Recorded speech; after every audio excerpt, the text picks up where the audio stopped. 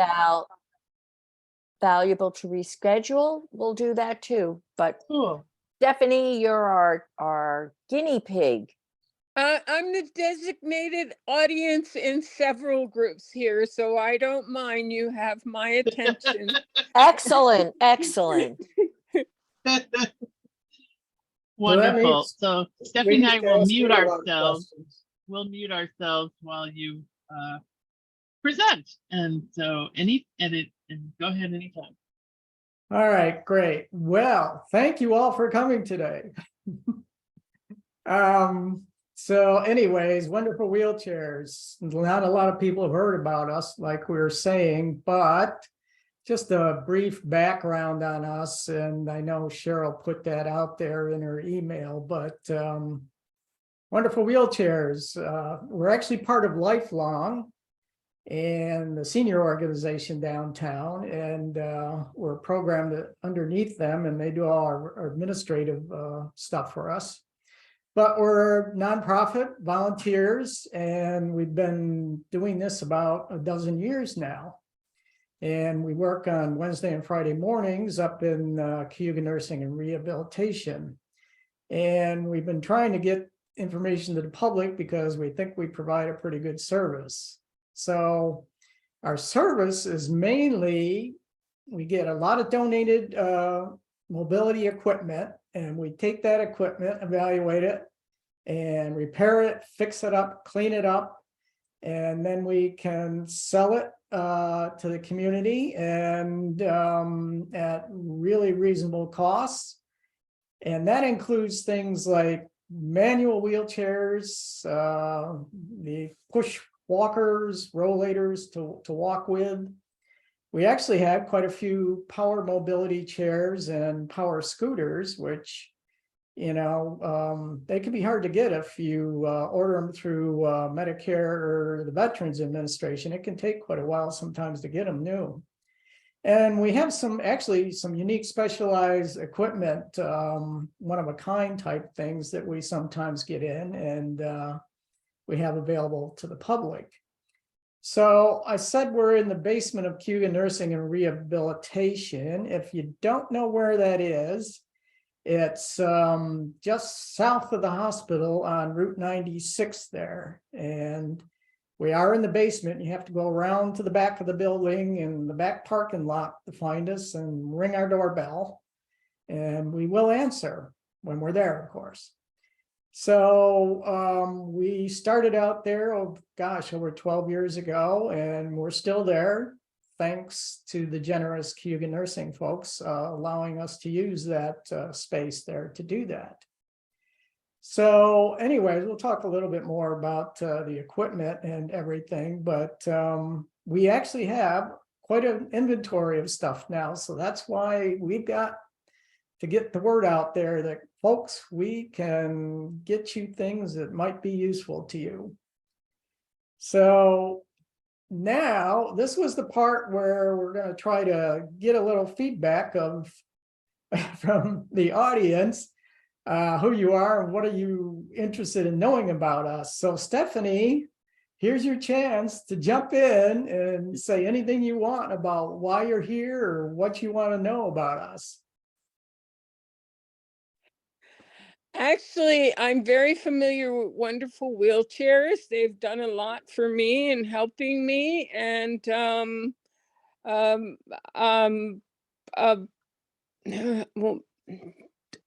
what else can I say? I missed you guys a lot while COVID was raging like crazy. But I'm glad you guys are up and running again. And I can recommend to everybody that you guys have provided me with a power chair when I was in need of it, and I definitely agree with this whole thing about Medicare. It's a mess as far as trying to get new equipment and whatnot. I was told 18 months to have a specialized chair made for me. So yeah, and I have one of your, no, actually, I got this from somebody else that donated it to me. One of the Rolliators. The only thing I would like to ask, and you know, if I'd rather watch the presentation and be a part of it, but um, you know how the brakes tend to kind of either stick or whatever? Well, I had a couple times where the ambulance people came and, you know, helped me because I had a fall.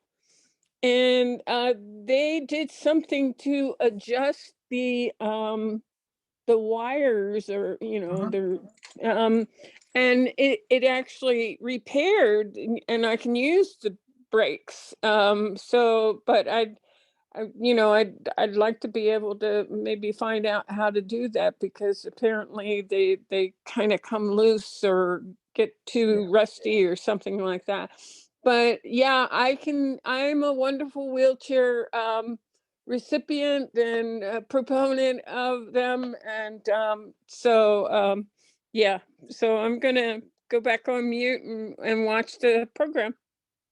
All right, well, you know, I don't personally, but we have folks that do a lot of wheelchair and rollators, brake adjustments, so they do it quite frequently. And Ron, who does that for our rollators, walkers, he has actually gone to like Titus Towers and done kind of a maintenance clinic for folks for the reason you brought up, because, you know, it's like, could you do that adjustment yourself? And the answer is, you know, quite possibly. So Ron has helped out in that respect. So, you know, I threw up some pictures there of what we have in our shop and the range of stuff there. It's standard wheelchairs, and actually standard, we have, you know, quite a variety in different types and sizes, pediatric, companion, and so on. We have both the power chairs and scooters, all kinds of shapes and sizes. Some even have power seats and power legs, and kind of the fancier version. And then on the right side, of course, is your different types of walkers. So that's kind of the range of stuff. Plus, I mentioned we have, you know, some specialized equipment. We even have a manual Hoyer lift that you can come get from us, that we're sitting ready to go. We do repair.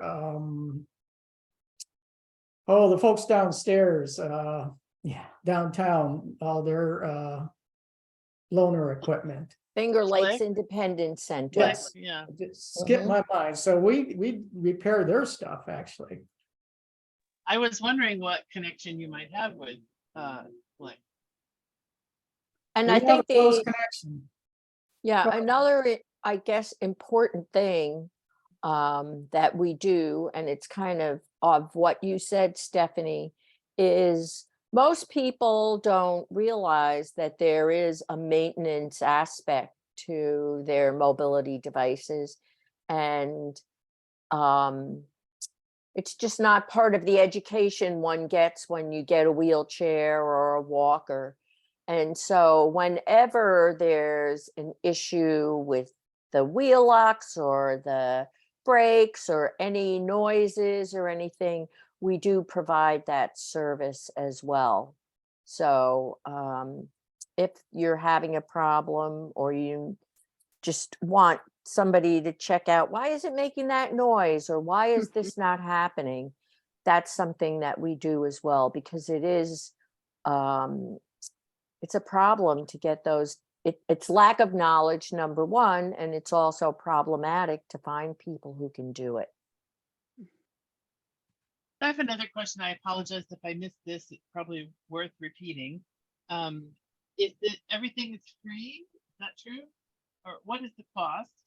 And is it a loan and then returned after you're done, or does it stay with the?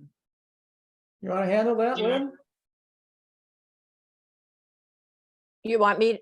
Okay, I'll handle it. So the all the work that we do on things is we don't charge for it.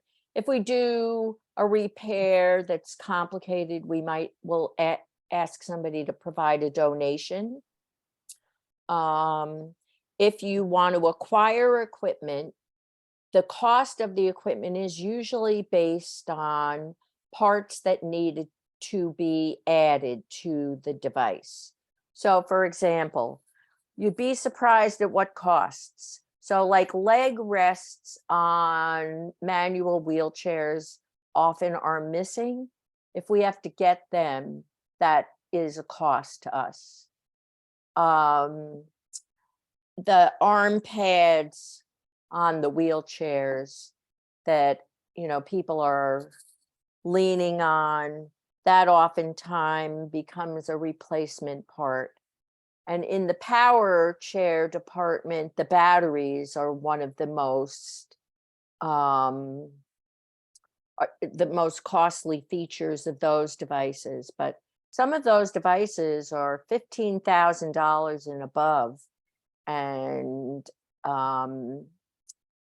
we charge for the parts that need to be added to them. So it's a pretty reasonable situation. And then whatever anybody wants to donate to us, we'll take. Sure. I'm talking about money wise, like we're starting to get at the point of possibly having to triage a bit some of the equipment that we get, just because it fills up a space. And you know, Stephanie, you were mentioning COVID. People did a lot of cleaning out of things during COVID, and then they brought them to us. And so we have a lot of cleaned out things. So we're starting to be a little bit more selective. The other thing that COVID did, which is now changed, is that we were not allowed to allow people to come and into our shop.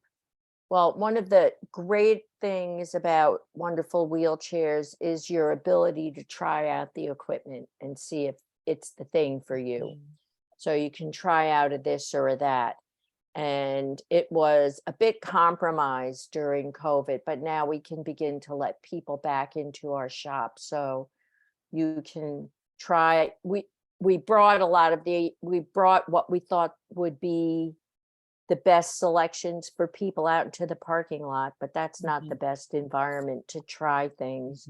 And the opportunity to come inside and take a look around and see what we have and pick your color and all that sort of stuff is just a really nice thing.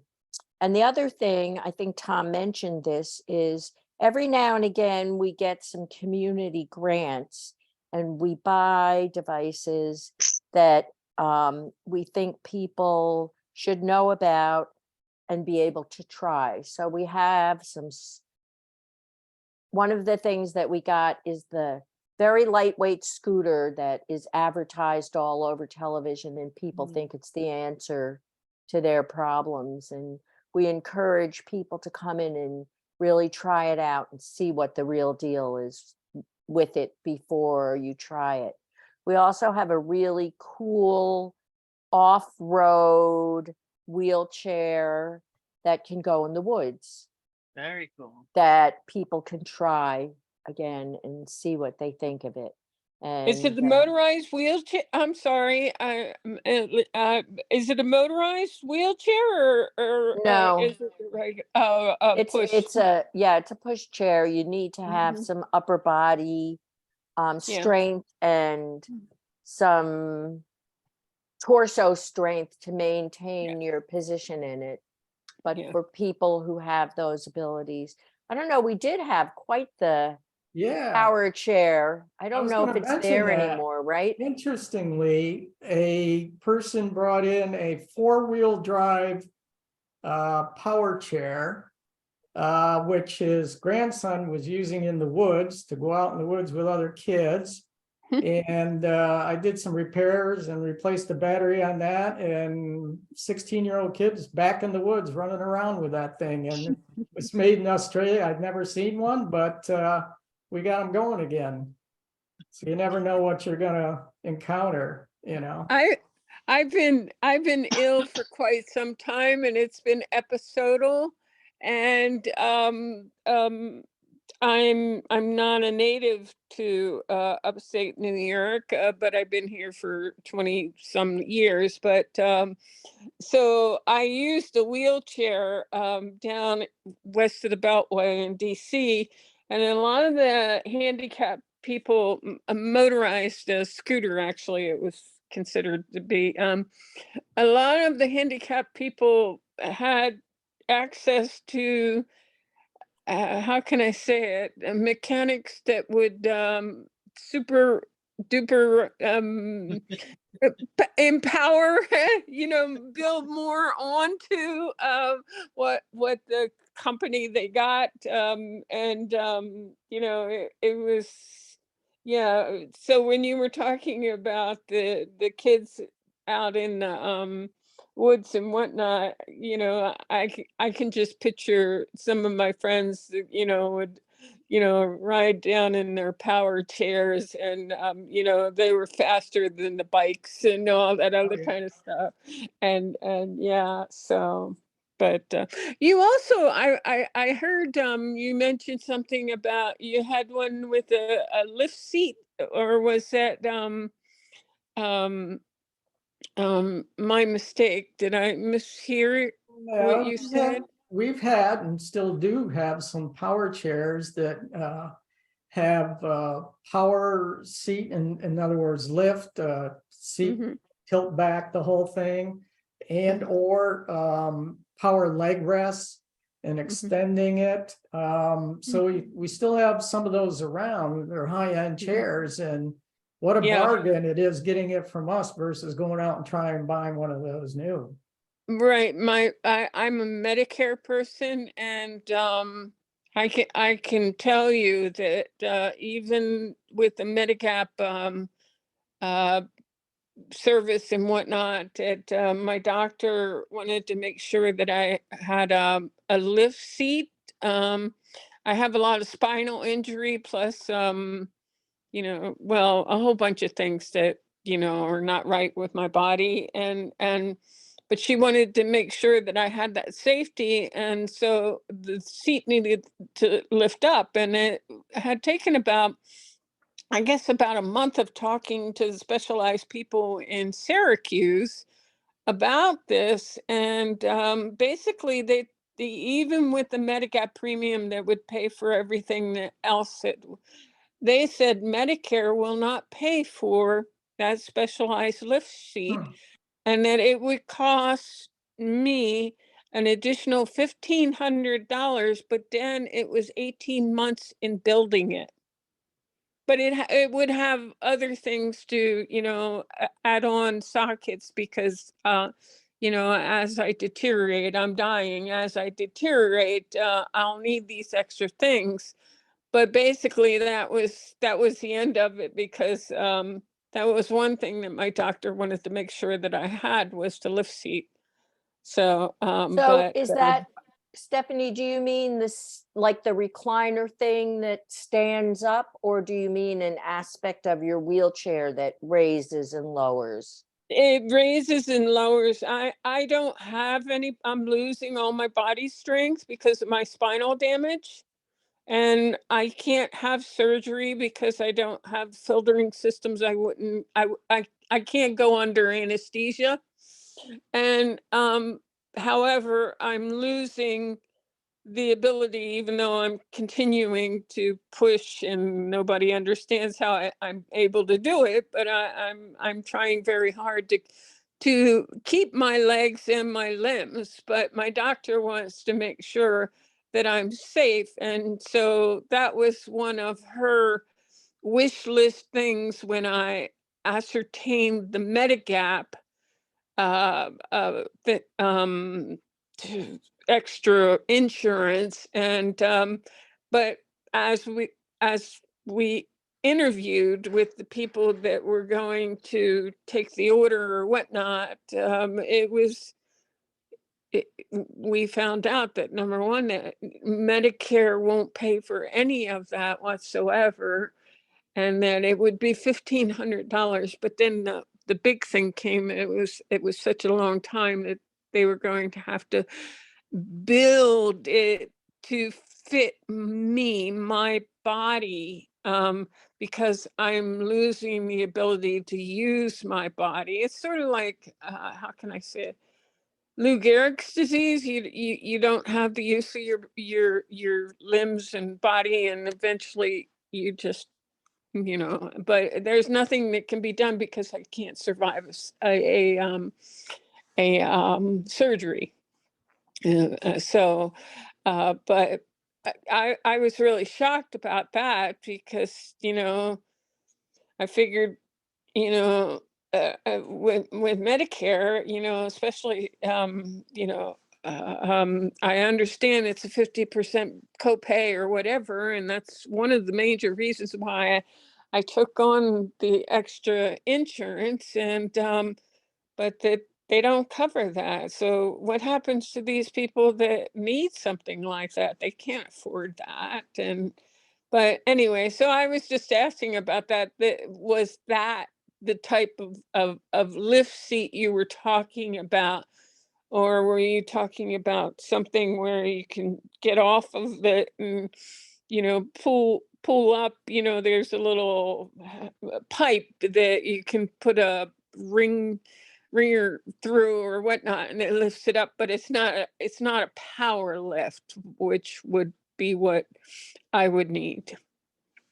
So, Well, Stephanie, we could talk some more if you're interested. We've got chairs from Quickie, Pride Mobility Quantum, and Permobile, all of which have those kind of power options. And I can think of several in inventory right now. I don't know if it match your needs, but I mean, we've got, well, you'll see a picture of one before we get done, a Quickie that's came in donated fairly new to us that has a lot of those things. So keep that in okay. mind. You So never let me know. go on mute and let's finish this because, there are a lot of people who love living at home that I believe could really benefit from knowing what you guys have. And I don't want to hog up the time, but yeah, we can talk later. Let me go back on mute and you guys finish Okay. the presentation.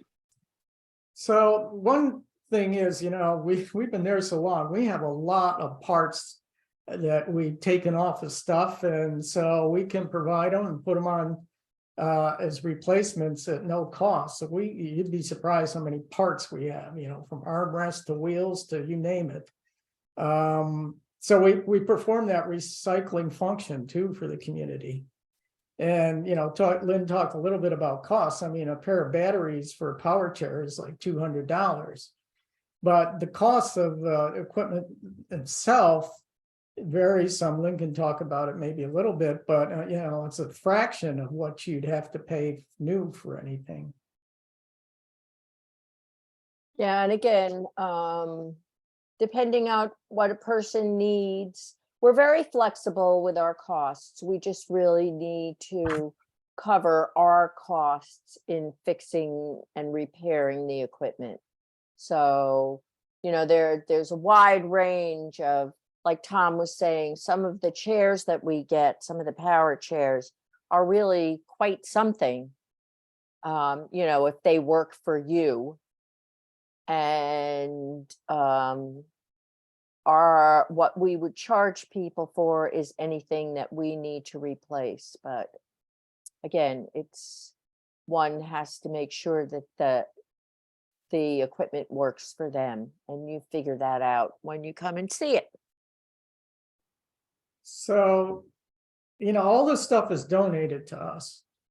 And, we may have to go buy parts, but anyways, when it comes in the door, Lynn can talk a little bit about, for example, on wheelchairs, what we do, kind of a check-in process. So we kind of put this in here just to show, with the idea that maybe we would be recruiting people to come along and join our little volunteer crew. But we have a checklist that we go through so that we have some quality control over how we look at and then repair the equipment. And here's our little checklist. And this is I use this for manual chairs, and it just guides you in a systematic way of taking a look at the equipment and then, does it open and close easily? If yes, good. If not, fix it. Is it rigid when open? Are the tube, so just what Tom was talking about, are the tubes covered with end caps? So those are little parts that we have in our little drawers, and if yes, good. If no, we go to the little end cap drawer, take the end caps out and pop them in the chair, and so on and so forth. So is the upholstery clean and intact? That's something, after wear and tear, you get tears in the upholstery, which could be a problem for somebody's skin. So we have lots of backs from chairs and seats from chairs. So we just take those off and put a new one on. How about the tires? Do they need to be replaced? And on and on. So again, it's done systematically. And if you don't know how to do it, you just ask a volunteer. Like I had to learn what an axle was and what does it mean if it's clean. Oh yeah, we get a lot of hair in our equipment. That's big fun. And so you just learn as you go along how to fix it. And there are people who will advise you, well, if that doesn't work, just use a bigger hammer. And so I'm always asking questions, and you just learn a lot. So anyhow, we do have some method to our madness. Which I think brings us to, we need volunteers. We need more of us. We're not getting any younger. So this is a shameless pitch that we keep including to try to recruit people to help us. And, it can be doing physical work in our actual service center, the basement of the nursing home, repairing equipment. We need to take inventory, clean it, test it, etc. And occasionally we clean up the shop a little bit. But we need help in other areas. We have a website that needs maintenance, and keeping the inventory, maintain the list of equipment. We'd like to do more with that. Currently, we do appear on Lifelong's website in a very small way. That's going to change shortly. They are right now improving their website, and we'll be releasing it soon, and we'll have a bigger presence on their website, which links to our website. So you'll see more of us that way. And then, just reaching out to the community like we're trying to do today in different ways. So we need people with different skills to help us.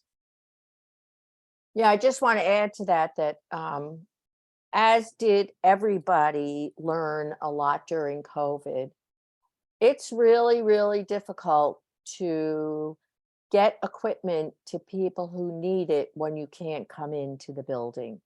So we realized that the need for a web presence that you could look at what we have in our shop was really, really important.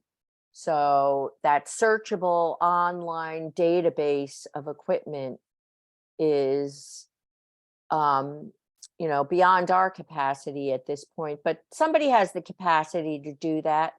So again, it's not always about being in the shop with your hands on the equipment. There's a lot of other parts to making us visible and getting our inventory into the hands of people who need it. So anyway, kind of put a wrap on this. Here's one of our happy volunteers working on a wheelchair, and we try to have fun there, and we always have fun when Lynn is there. She just brightens up the place. We always have chocolate because who can work without chocolate? Nobody. I'm volunteering. Okay. And I mean, we're such an eclectic group. Like I'm a retired occupational therapist. Greg in the picture here, he like wears 5,000 hats. He's a farmer, he's an EMT, he's just very he He knows has something about horses. everything. He does he mows cemeteries. Tom is our engineer guy. We have somebody who taught, we just found this out. I did not know this, but we have somebody who taught high school math, go figure. And so, We got a former electrician and yeah, so it's just, random people who come in, and I always say two things. Give me chocolate and let me hit things. And what else could I ask for? so anyways, this is how you gotta get in touch with us. So Stephanie, if you want to follow up more, you can just call that number and we can set up a time or just have a discussion on what we've got there that might help you.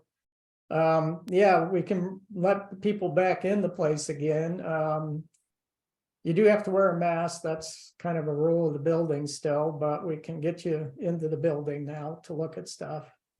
And we do have a website out there, which will be attached to the new Lifelong website too. So take a look at us there and see more pictures and so on.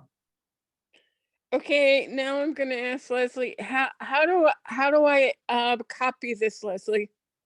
I'm not tech savvy. I wish I was, because I figured that that would be something that I could do for you guys, but I'm not tech savvy.